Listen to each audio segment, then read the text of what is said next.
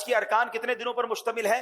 5. پہلا کون سا ہے؟ 8، دوسرا 9، تیسرا 10، 11 اور 12. یہ 5 ایام آپ نے یاد رکھنے ہیں. 8 ذوالحجہ، 9 ذوالحجہ، 10 ذوالحجہ، 11 ذوالحجہ، 12 ذوالحجہ. 8 ذوالحجہ کا دن ہم نے گزارنا ہے مینا میں. وہاں پڑھیں گے 5 نمازیں. 5 نمازیں مینا میں پڑھنا سنت ہے.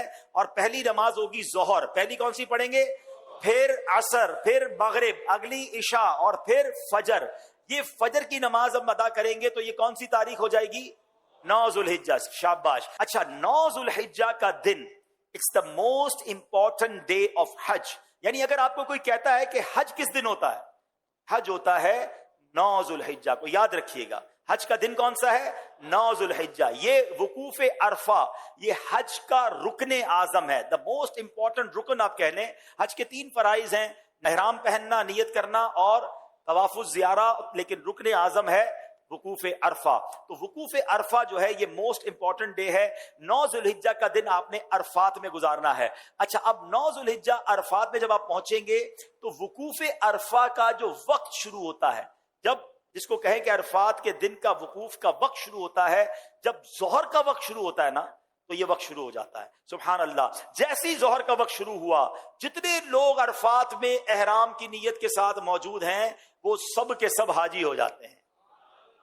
لیکن عرفات سے غروب آفتاب تک نہیں نکلنا. جب تک غروب آفتاب مغرب کا ٹائم نہ ہو جائے آپ نے عرفات نہیں چھوڑنا. جو اس سے پہلے نکل جاتا ہے اس پر دم ہو جائے گا. تو یاد رہے ظہر کے وقت میں ظہر پڑھنی ہے، عصر کے وقت میں عصر پڑھنی ہے. اپنے اپنے خیموں میں پڑھیں یا جماعت کر لیں اور وہاں عبادت کریں، دعائیں کریں. غروب آفتاب سے پہلے پہلے عرفات کو نہیں چھوڑنا ہے.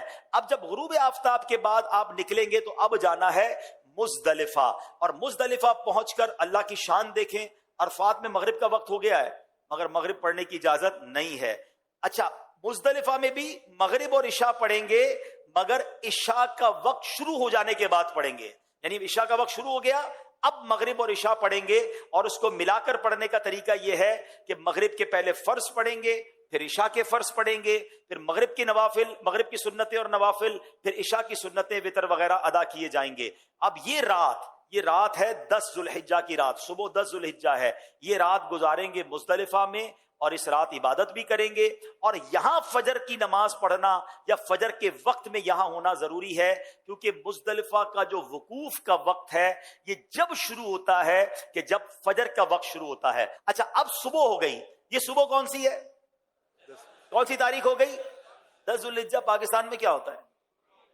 کون سی عید ہوتی ہے؟ بقرہ عید. حاجی دیکھو کیسے کمال کی عید منا رہا ہوتا ہے. لوگ اچھے اچھے کپڑے پہنے ہیں، خوشبو لگائے گھوم رہے ہوتے ہیں، ایک دوسرے سے عید مبارک کر رہے ہوتے ہیں. حاجی کے احرام بھی میلا، اس کے بال بھی بکھرے ہوئے، اس کی آنکھیں بھی نیند سے تھکن سے چور ہے. یہ کیسی عید ہے؟ واللہ یہ ساری دنیا کی عیدوں سے اچھی عید. ہائے ہائے، کیونکہ اللہ کو یہ میلا کچیلا حاجی بڑا پسند ہے. آج عید کا دن ہے اور حاجی کو 3 کام کرنے ہیں. 10 ذوالحجہ کو 3 کام کرنے ہیں اور یہ تینوں کام ایک ترتیب سے سیکوینس سے کرنا بڑا ضروری ہے. ٹھیک ہے، یاد رکھیے گا. پہلے حاجی نے کیا کرنا ہے؟ رمی کرنی ہے. کیا کرنا ہے؟ اس کو رمی کرنی ہے شیطان کو کنکریاں مارنی ہے، بڑے شیطان کو. اس دن ایک ہی جمرے کو، ایک ہی شیطان کو کنکریاں مارنی ہے، 7 پتھر مارنے ہیں. رمی کرنے کے بعد حاجی نے کیا کرنی؟ قربانی. کیا کرنی ہے؟ اچھا، رمی کر لی تو قربانی جو بھی کرنے والا اس کو بتائیں گے میں نے رمی کر لی، وہ اس کی قربانی ہو جائے گی. قربانی ہو گئی تو اس کے بعد حاجی نے حلق کروانا ہے یا قصر کروانا ہے، تقصیر کرنی ہے، بال اتروانے ہیں. اب وہ احرام سے فارغ ہو گیا. جناب والا کتنے دن ہوئے ہیں؟ 2.25 دن تو ہوئے ہیں. 10 ذوالحجہ 8 کو تو احرام باندھا تھا اور 10 کو فارغ ہو گیا. ٹھیک ہے، تو نو ٹینشن ایٹ آل. اب ساری پابندیاں ختم ہو گئی ہیں احرام کی. خوشبو بھی لگائیں، سلے ہوئے کپڑے بھی پہنے، انجوائے کریں. صرف ایک پابندی باقی ہے جو مرد و عورت کی پابندی ہے. اب جب طواف الزیارہ کر لیں گے وہ پابندی بھی ختم ہو جائے گی. تو ٹینشن احرام کی نہیں لینی ہے. 2.5 days، 2.25 دن، 2.5 دن میں آپ احرام سے آلموسٹ فارغ ہو جائیں گے. اب آپ کا ایک بڑا فرض باقی ہے اور وہ کیا ہے؟ طواف الزیارہ. طواف الزیارہ اس کا نام ضرور ہے مگر چکر اس کے بھی ساتھ ہی ہیں. وہ نارمل طواف کی طرح ہے مگر یہ طواف زیادہ انجوائبل ہے کہ اس طواف میں اب آپ کپڑے پہنے ہوئے ہیں، اب آپ احرام میں نہیں ہیں، اب آپ اپنے لباس کے ساتھ بڑے سکون سے طواف الزیارہ کریں گے. اور پھر ایک واجب ہے، وہ ہے حج کی سعی. تو طواف الزیارہ اور سعی آپ نے کرنی ہے. طواف الزیارہ کا جو ٹائم ہے وہ 10 کو بھی کر سکتے ہیں، 11 को भी कर सकते हैं, 12 की गुरूब आफताब से पहले पहले करना है। तीसरी ईद को मगरिब की नमाज का वक्त शुरू होने से पहले पहले किसी भी वक्त तवाफ ज़ियारा किया जा सकता है, ठीक है। और जो सई है, जो तवाफ ज़ियारा के बाद करने वाली हज की सई है, वो आप कभी भी कर सकते हैं, 12 के बाद भी कर सकते हैं, लेकिन आप बेहतर है कि तवाफ ज़ियारा के साथ कर लें ताकि एक चीज कंप्लीट हो जाए। अब 11 और 12 ज़ुल्हिज्जा में 2 मजीद आपने काम करने हैं। वो क्या करने हैं? आपने जमरात की रमी करनी है और उसमें 3-3 शैतानों को कंकरियां मारनी है और हर शैतान को 7-7 कंकरियां मारनी है। तो जब 3 शैतानों को 7-7 कंकरियां मारेंगे तो कितनी मारेंगे?